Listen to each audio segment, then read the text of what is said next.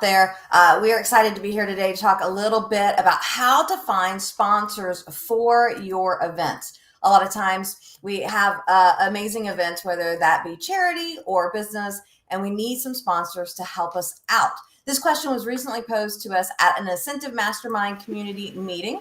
And so we've got a couple of our Incentive Mastermind community members here today, and we're going to kind of take a look at how do we answer this question, how to sponsors for your events. And I thought I'd start us off with, like, to me, when I think about how to find sponsors, one of the things that's really important is to share, okay, why they want to sponsor, what's in it for them. So I'd like to welcome Shawn and Jason. Thanks for being here, gentlemen. What are your thoughts on, when we're finding sponsors, what's in it for them? Why should companies sponsor events? That's a great question, Tiffany. Maybe that event supports your favorite charity, and maybe that event is going to provide tremendous exposure to people who might be in your target market, and people that you might be able to do business with, or people that you might be able to become referral partners with. So, the audience may be the proposition that makes businesses want to sponsor the exposure to the people, but it may be just something that's near and dear to their heart. Yeah, Jason stole my answers. I agree. The reason that I sponsor events is because it's something that I have a passion about, or it's something I think might give my business exposure, or maybe I just want to support the person who is putting on the event. So I may sponsor an event just because I want to get some additional visibility or credibility with the host of that event.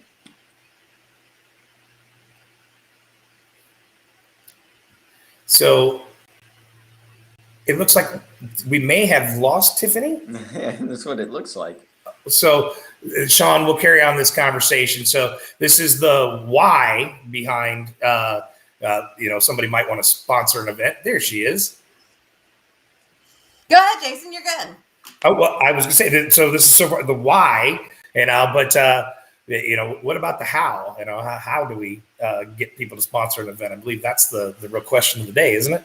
Yes, that is the real question of the day. And as we go to look at that, for those of you watching, thank you for being here with us live. If you have questions or comments, please put those into the chat box. And gentlemen, let's talk about, how do you actually find the sponsors for the events? Well, the first thing I do is I look at my network.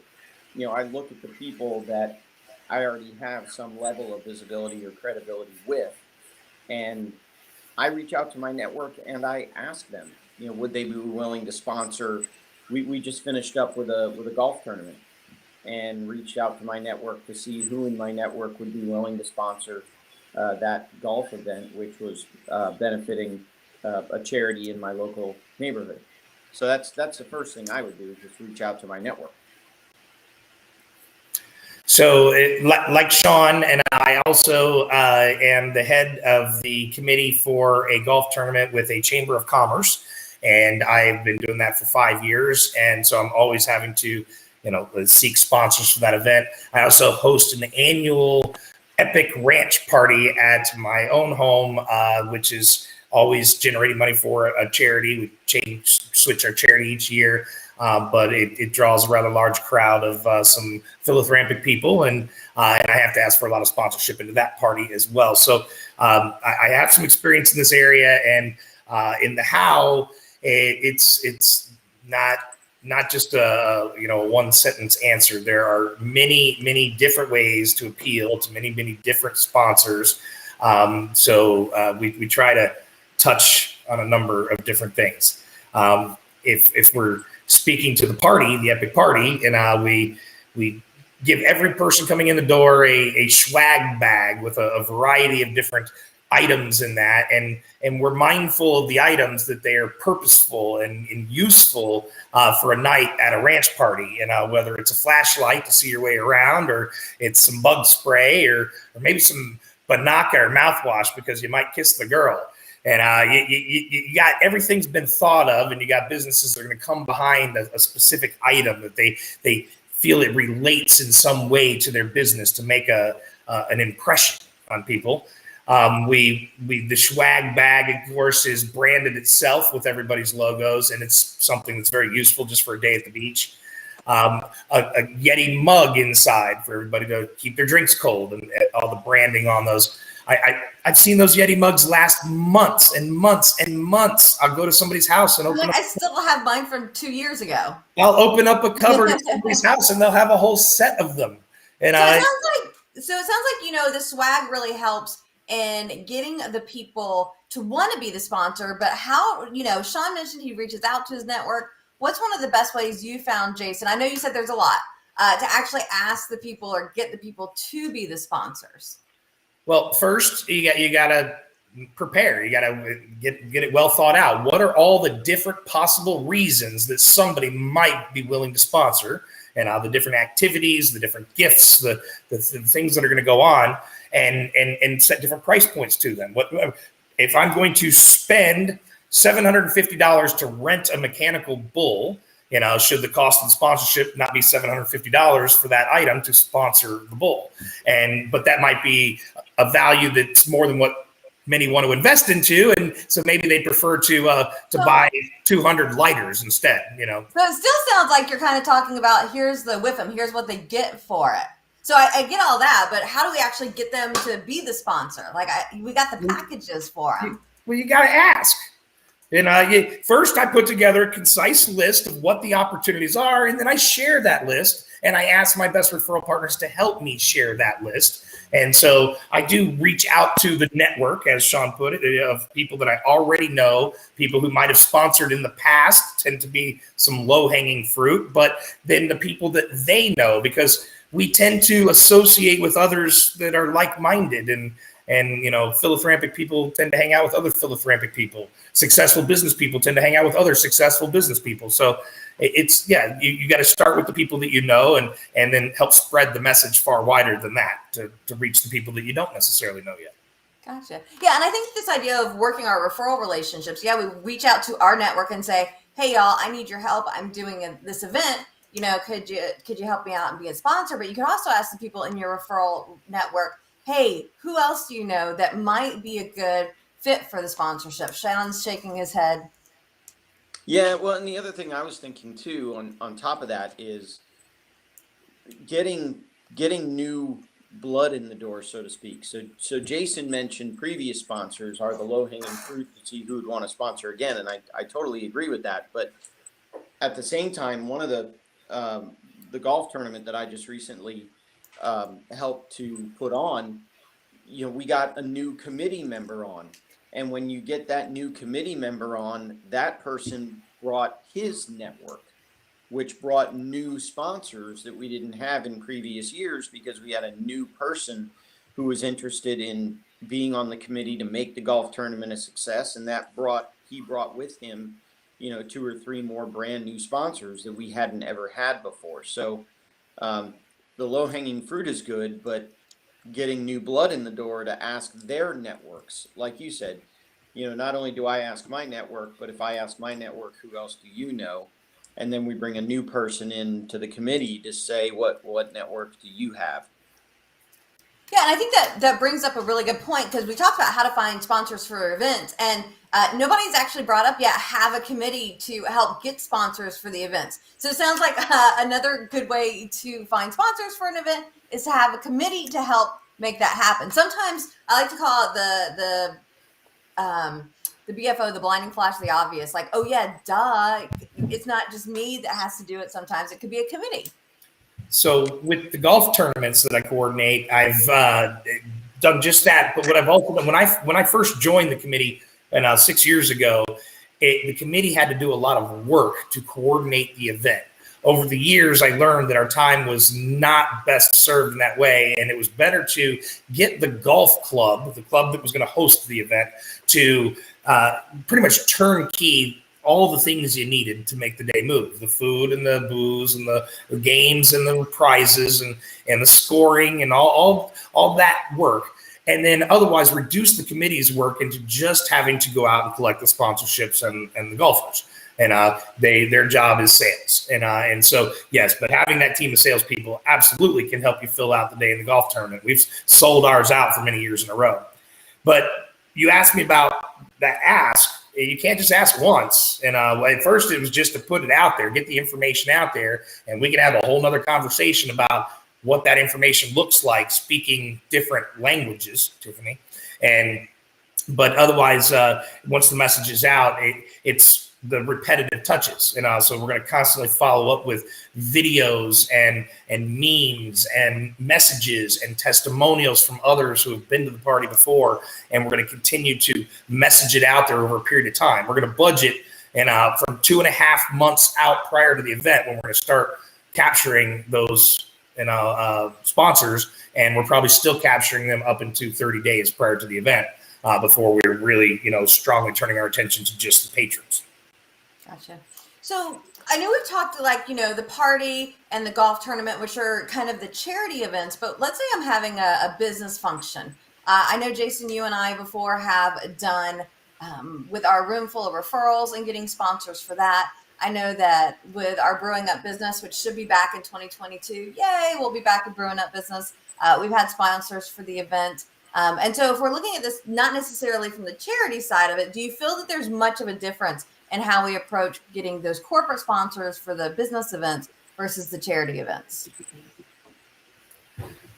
I would say that it's really the same either way, and it's really understanding what does your event attract, who's in the audience, and once you understand who the room is filled by, who the target may be, then you can back up from there and understand who would be after that target, who's after that audience, who would benefit from being visible and potentially credible as well to that body of people. So, but I think it really starts with who's going to be attracted to the event, and who's going to be in the room that day. Yeah, I think that is important, is finding the right sponsor for the right event. I think that if you come at it from a perspective of, I see these people sponsor stuff all the time, it's not necessarily that they're going to be the right sponsor, because we want to find that connection with the people that are in the room as well as the sponsor, and really making it worth their while. The most obvious example of something like that would be is if you did an event that was going to attract a bunch of realtors, you'd probably have a real easy time finding a mortgage company or a title company that'd be willing to sponsor the event. It's just backing up from who the audience is. Definitely. So what I want to do as we begin to wrap up here, I want to hear, let the gentlemen introduce themselves to you. I know we've been hearing from them, but tell us who you are, what you do, and then anything else you want to add to this conversation on how to find sponsors for the event. And I'm going to go to you first, Jason, because you're in the position to be big on the screen first. Okay. Well, I'm Jason Avery. I own Avery Construction, where we remodel kitchens and bathrooms and build new room additions all over Tampa Bay, making people fall in love with their homes and their offices once more. We also are invested into a company called Designer Cabinets LLC, where we build custom cabinetry from scratch and provide it at wholesale pricing to contractors and designers like ourselves. And finally, I own Constructing Success, where I coach and mentor other contractors and tradespeople. I teach them how to stop robbing from Peter to pay Paul, and how to manage the cash flow and actually get through a project where the customer still likes you and wants to tell a good positive story about you. I authored a #1 selling book, Constructing Success, the Blueprints for a Referral-Based Business. And, sponsors can make your event possible if it wasn't possible to begin with. Sponsors can make your event better if it was already funded otherwise. But sponsors are a typical and necessary part to most great events. Awesome. Thank you so very much. Kicking it over to you, Shawn, please. Yeah, I don't think I'm ever going to follow Jason again if I can help it. So my name is Shawn Yesner. I'm an attorney. I own my firm, Yesner Law, where we help people who want to have more money at the end of the month rather than more month at the end of the money. And so basically I help people who are in debt, who want to get out of debt. I also do a lot of real estate law, and I've been happy to work with Jason on more than a few occasions as my construction expert when I have construction dispute cases. He does a fantastic job of helping me in that capacity as well. Like Jason, I am also an author, wrote a book called Crushing Debt, which flows from a podcast called Crushing Debt that I am the host of and have been, gosh, for almost 5 years now. We're coming up on episode 300, probably, I think sometime in December or January will be episode 300 of the show. You know, the other angle that I typically, in terms of having sponsors, I typically don't like to sponsor myself unless I can be at the event. I don't want to. I don't want to be that empty shell that just throws a sign out. And there may be exceptions where I'll support something for one of my referral partners, but otherwise, I want to make sure that I can be at the event. So that's, you know, one of the other ways that I like to get sponsors is to make sure that it's an event that they would be interested in attending themselves. And hey, while you're going to be there, it doesn't cost, you know, but a few dollars more to be a full sponsor versus just a golfer, kind of a thing. Gotcha. Love it. And hi, I'm Tiffanie Kellog. I work with people to help them make more money and more time, more fun by getting more referrals.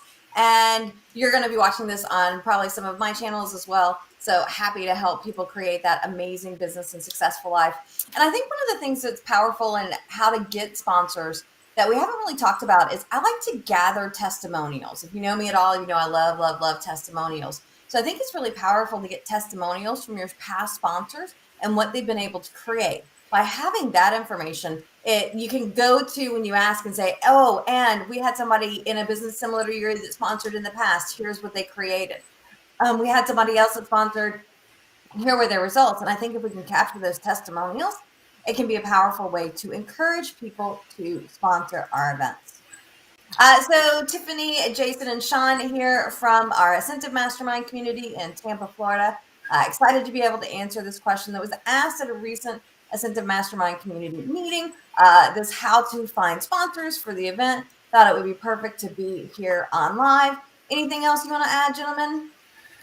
Yeah, and you need to be able to ask different people in different ways, and different languages will appeal to people. And if you don't know what I'm talking about, you should really consider the Incentive Room Full of Referrals program, which revolves around the DISC assessment. And because, I mean, if it's a promoter, they're going to be excited about the fact that it's a party and there's going to be a bunch of people there. But if it's an examiner, you're going to really need to explain why they should be coming, that it might be an effective and efficient use of their time based on actual facts and results. And if you're speaking to the go-getter, you better get right to the point and what's going to come out of it, what's in it for them coming to the party. And, you know, the nurturers, they can be scared of a big crowd. You know, we're really going to have to make them feel comfortable. We might want to consider asking them for a little help. Maybe they can help behind the scenes at the party. That'll make them feel good about wanting to come. So just a few quick tips on what might happen at Room Full of Referrals. Awesome. Thank you so very much.